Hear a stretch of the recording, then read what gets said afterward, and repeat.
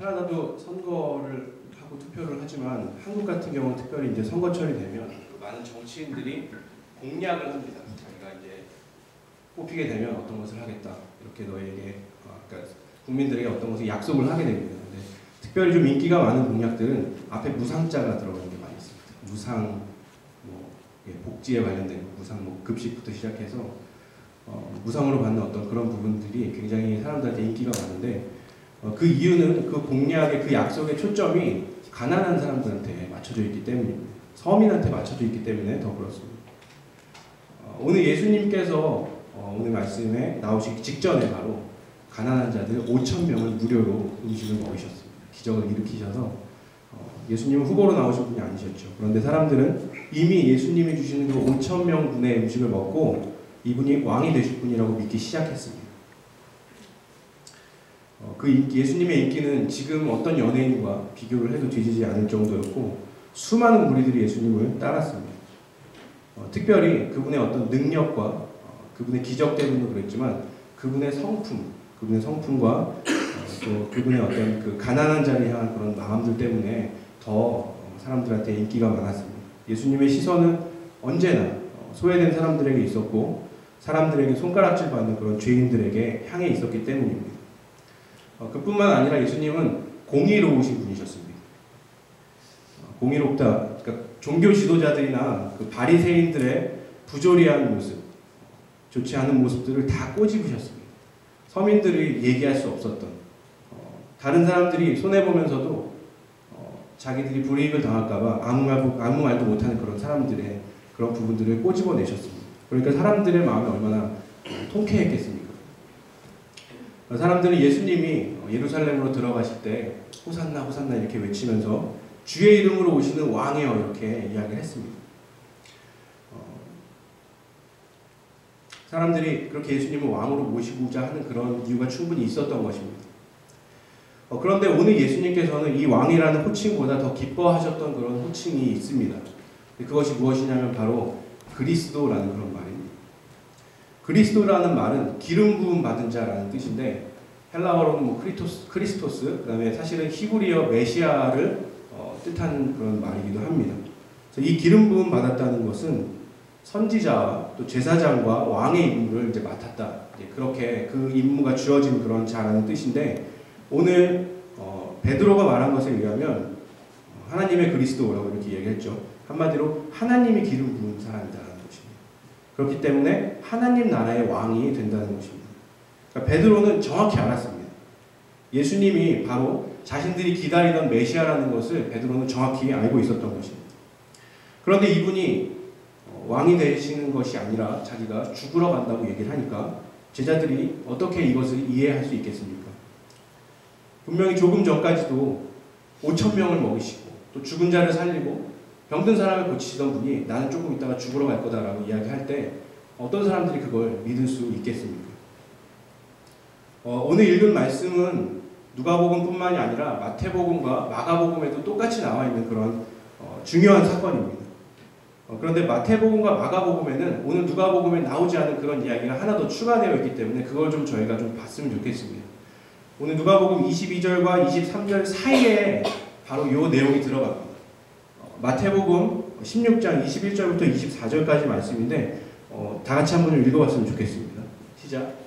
이때로부터 예수 그리스도께서 자기가 예루살렘에 올라가 장로들과 대제사장들과 서기관들에게 많은 고난을 받고 죽임을 당하고 제3일에 살아나야 할 것을 제자들에게 비로소 나타내시니 베드로가 예수를 붙들고 항변하여 이르되 주여 그리 마옵소서 이 일이 결코 주에게 미치지 아니하리이다. 예수께서 돌이키시며 베드로에게 이르시되 사탄아 내 뒤로 물러가라. 너는 나를 넘어지게 하는 자로다. 내가 하나님의 일을 생각하지 아니하고 도리어 사람의 일을 생각하는도다 하시고 이에 예수께서 제자들에게 이르시되 누구든지 나를 따라오려거든 자기를 부인하고 자기 십자가를 지고 베드로는 예수님의 제자 중에 제자였습니다. 수제자였습니다. 예수님이 하나님의 아들이고 그리스도라는 그런 고백을 했던 사람입니다. 그런데 예수님이 십자가에 달린다는 그 말을 듣자마자 화를 내면서 예수님을 붙잡고 항변했다고 나옵니다. 한국말 성경으로 항변이라고 이야기를 하는데 영어로는 rebuke라고 나와 있고요. 다른 번역 성경들 보면 예수님을 꾸짖었다라고도 나오고 또 예수님께 대들었다고도 이렇게 표현합니다. 특별히 마가복음을 보면은 예수를 바싹 잡아당기고 그에게 항의하였다 이렇게 이야기하더라고요. 멱살을 잡았을지 아니면 목을 잡았을지 모르겠지만 예수님을 확 잡아 끌면서 그런 일은 일어나면 안 됩니다. 이렇게 이야기했다고 합니다. 이게 예수님께 할 수 있는 일입니까? 자기의 스승이고 정말 자기가 따르는 분인데 베드로가 그렇게 했다고 이렇게 성경은 말하고 있습니다. 그리고 예수님은 이런 베드로에게 사탄아 물러가라 이렇게 이야기를 하셨습니다. 여러분 베드로가 감히 예수님에게 하나님의 아들이고 자기가 분명히 조금 전에 고백했던 그리스도인데 함부로 그렇게 예수님께 대했기 때문에 예수님이 사탄이다라고 이야기하신 것이 아닙니다. 베드로가 사탄이라는 이야기를 들은 이유는 베드로의 생각이 하나님의 생각과 반대됐기 때문에 사탄이라는 이야기를 들은 것입니다. 오늘 예수님께서는 사람의 생각이라고 이야기를 하셨는데 사실 사람의 생각이야말로 하나님과 반대되는 것이 사람의 생각이기 때문입니다. 그래서 그때 예수님이 하신 말씀이 누구든지 나를 따라오려거든 자기를 부인해야 되고 날마다 자기 십자가를 지고 나를 따르라 하고 오늘 그렇게 말씀을 하신 것입니다. 예수님이 십자가에 달린다는 말도 사실 이해하기가 어려운데 도대체 이 말이 무엇일까? 제자들은 아마 더 이해할 수가 없었을 것입니다. 그래서 오늘은 자기 부인과 자기 십자가가 무엇인지 한번 보도록 하겠습니다. 자기 부인, 자기를 부인하는 것. 먼저 자기를 부인한다는 것은 쉽게 얘기해서 자기 생각을 버린다는 것입니다. 자기 생각을 버린다는 것은 내가 내 삶의 주인이 되는 것에서 하나님이 내 삶의 주인이 되는 그런 삶으로 바뀐다는 것입니다. 베드로는 모든 것을 버리고 예수님을 따랐습니다. 그런데 베드로가 버리지 못한 것이 있었는데 그것이 바로 자기 생각이었습니다. 자기 의지였습니다. 바로 사람의 생각이고 이것을 바로 우리는 자아라고 그렇게 이야기하고 있습니다. 자기 중심적인 생각, 내가 하고 싶은 대로 하는 것, 그것이 바로 자아입니다. 그러니까 베드로는 모든 것을 버리고 예수님을 따랐지만 실제로는 예수님을 따른 것이 아니고 예수님이 자기 원하는 대로 하시기를 기대하고 있었던 것입니다. 그런데 그게 되지 않으니까 곧바로 예수님께 대들고 예수님을 꾸짖고 예수님을 붙들고 잡아넣으면서 그렇게 하면 안 된다라고 이렇게 이야기한 것입니다. 그런데 우리도 이렇게 신앙생활할 때가 굉장히 많습니다. 차라리 예수님께 드린 것이 없는 사람은 그나마 좀 낫습니다. 드린 것이 없으니까 예수님께 기대도 안 하겠죠. 그런데 만약에 내가 예수님께 이것도 드리고 저것도 드리고 다 드렸다는 사람이 만약에 자기를 부인하지 않는다면 그 사람은 정말 무서운 사람이 될 것입니다. 그런 사람은 어느 순간 예수님을 돌아설지 모릅니다. 예수님이 나와 내 생각과 다를 때 그 사람은 분명히 예수님을 부인할 것입니다. 베드로는 예수님과 죽기까지 함께 하겠다고 그렇게 자신만만했었지만 예수님이 십자가에 달리시던 밤에 예수님을 3번이나 부인합니다. 나는 예수님 몰라요. 이렇게 3번이나 고백하게 됩니다. 여러분 이 말은 자기를 부인하지 않으면 결국에 결정적인 순간에 우리는 예수님을 부인하게 됩니다. 하나님보다는 나 자신을 더 위해서 살기 때문에 우리의 자아는 하나님보다 자신을 더 사랑하기 때문에 자기를 부인하지 않으면 그 자아가 죽지 않으면 우리는 예수님을 부인하게 되는 것입니다. 그렇기 때문에 예수님은 오늘 이 자아의 문제를 해결하는 어떤 그런 방법으로 죽으라고 말씀을 하신 것입니다. 오늘 24절 말씀을 보시면 누구든지 자기 목숨을 구원하고자 하면 잃을 것이고 그렇지만 누구든지 나를 위하여 자기 목숨을 잃으면 구원하리라 이렇게 예수님이 말씀하고 계십니다. 여러분 우리가 구원받으려면 죄의 문제가 해결되어야 하죠. 다 여러분 알고 계실 것입니다. 하나님을 떠나서 내가 하고 싶은 대로 사는 것을 성경은 죄라고 이야기합니다. 그래서 그 죄의 문제를 해결해야 되는데 그 방법은 죽음밖에 없다고 말씀하시는 것입니다. 오직 우리의 자아, 자기를 부인하는 것은 죽음으로만 해결될 수 있는 것입니다. 베드로가 예수님과 함께 있었던 것처럼 분명하게 우리도 지금 예수님과 함께 하고 있습니다. 예수를 믿는 모든 사람에게 예수님이 함께 하시겠다고 약속하셨고 지금 우리 안에 그렇게 와 계십니다. 예수님이 우리와 함께 계시다. 성령으로 우리 안에 계시다. 우리는 이미 너무 많이 들어서 알고 있지 않습니까?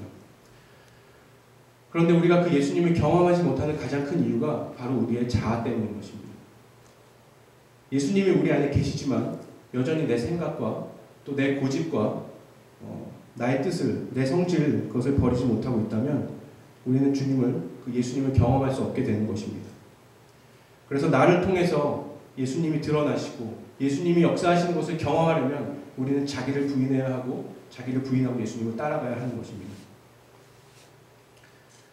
그 다음으로 예수님을 따라가기 위해서 예수님은 자기 십자가를 져야 한다고 이렇게 이야기를 하고 계십니다.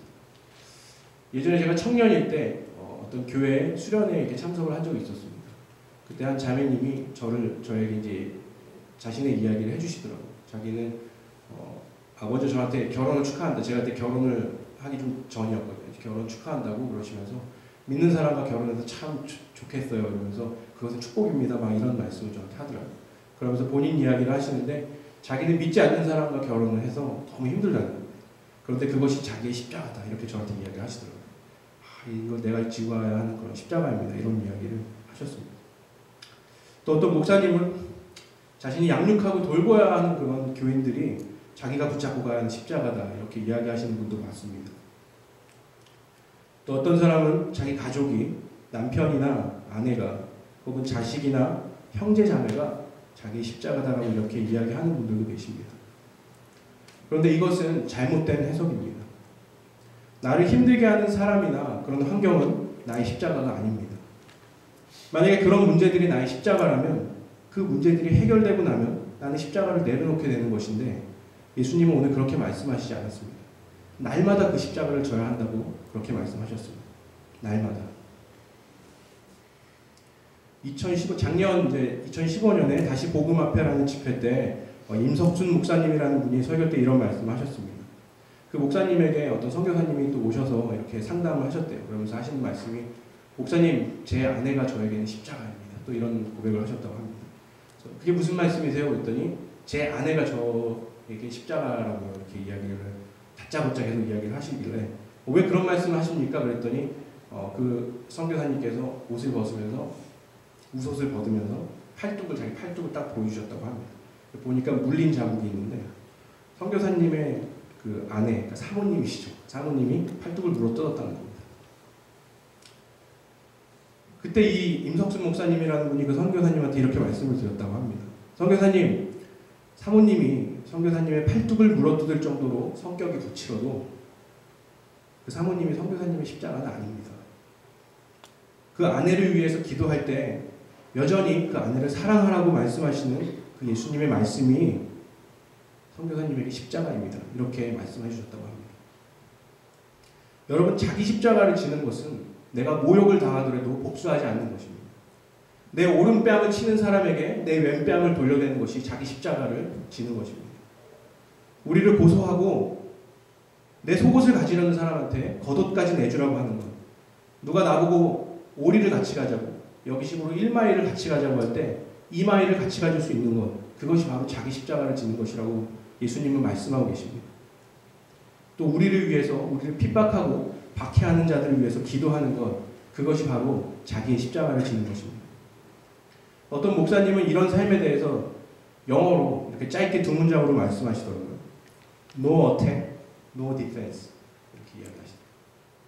공격하지도 않고 방어하지도 않는 것입니다. 이렇게 이야기하십니다. 이것이 예수님이 사셨던 삶이다. 이렇게 이야기하시는데 너무나 동감이 되더라고요.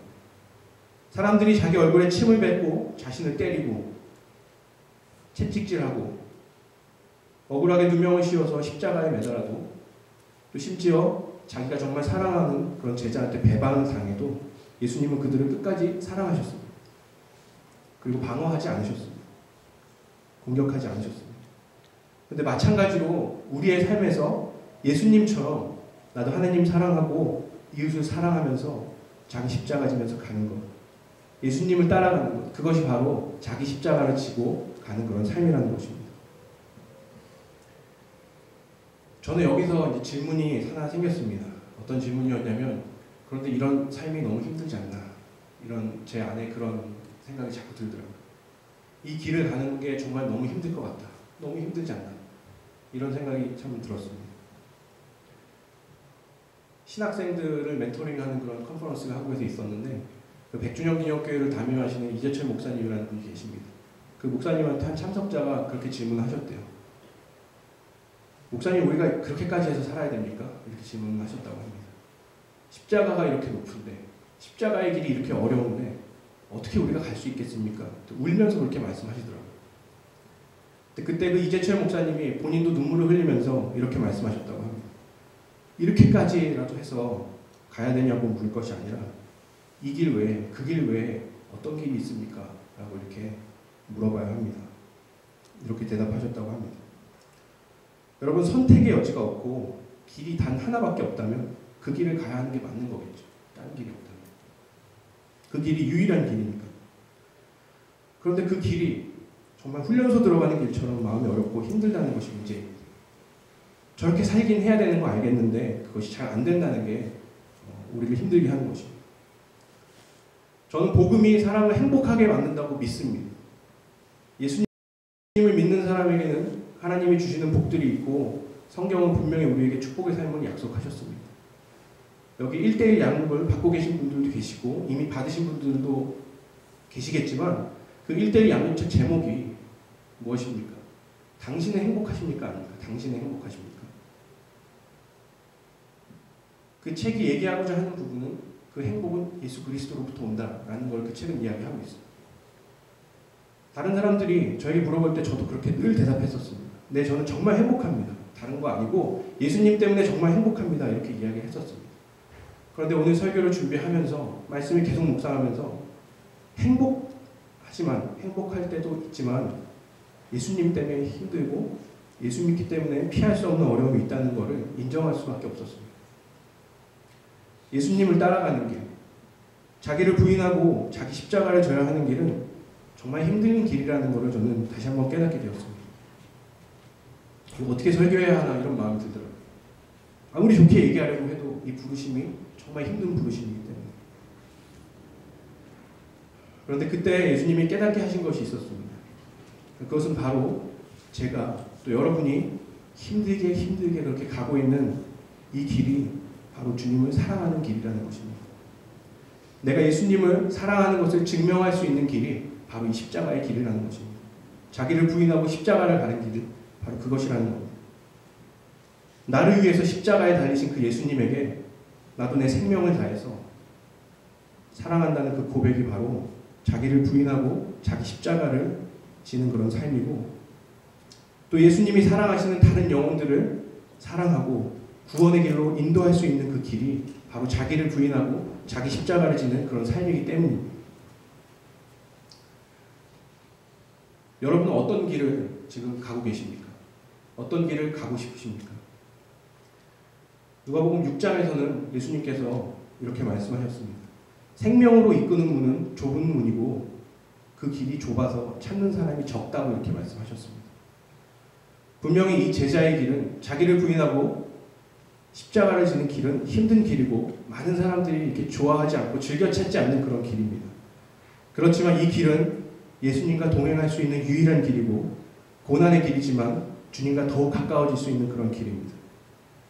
죽을 수밖에 없었던 죄인이었던 우리가 어떻게 구원받았는지 다시 한번 기억하시기 바랍니다. 자기를 부인하고 자기 십자가를 지며 나를 살리신 예수님을 나도 내 생명 다해서 사랑하겠습니다. 나도 내가 죽음으로써 내가 주님을 사랑하는 것을 내가 증명하겠습니다. 그렇게 고백하면서 그 길을 기꺼이 선택하며 나아갈 수 있는 저와 여러분이 되시기를 예수님의 이름으로 축복합니다. 기도하겠습니다. 하나님, 제자의 길을 말씀하시는 주님 감사합니다. 하나님, 모든 사람은 제자로 삼고 복음을 전하라고 말씀하셨는데 하나님, 이것이 어떤 사람에게는 해당되고 또 어떤 사람에게는 해당되지 않는 그런 말씀이 아니고 하나님, 이것 또한 저에게 축복으로 허락하신 그런 주님의 음성으로 저희가 오늘 듣습니다.